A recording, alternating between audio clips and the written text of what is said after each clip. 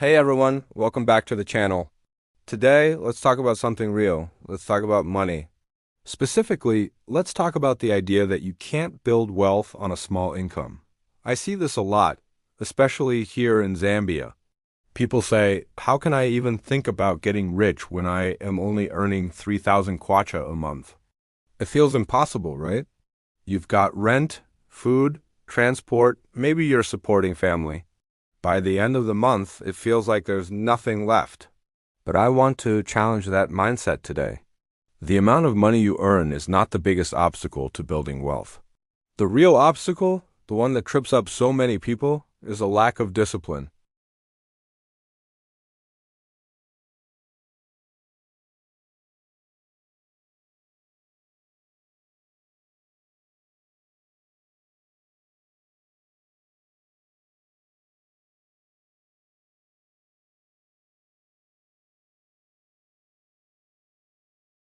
The Bible actually has some incredible wisdom on this. In Luke chapter 16, verse 10, it says, "Whoever can be trusted with very little can also be trusted with much. And whoever is dishonest with very little will also be dishonest with much." This isn't just a spiritual principle. It's a fundamental law of finance.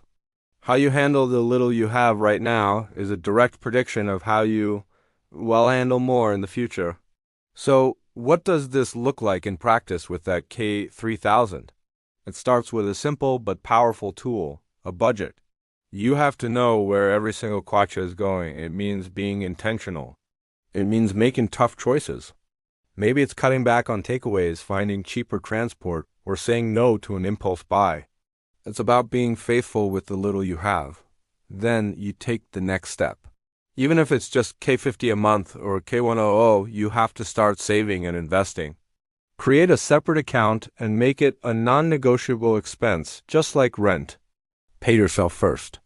That small, consistent action builds the muscle of discipline.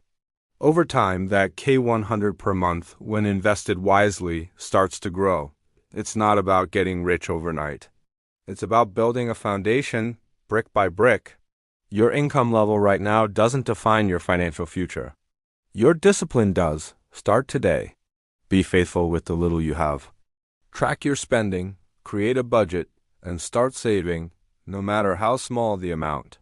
Prove that you can be trusted with little, and you'll be amazed at how opportunities to manage much more will start to open up. You've got this.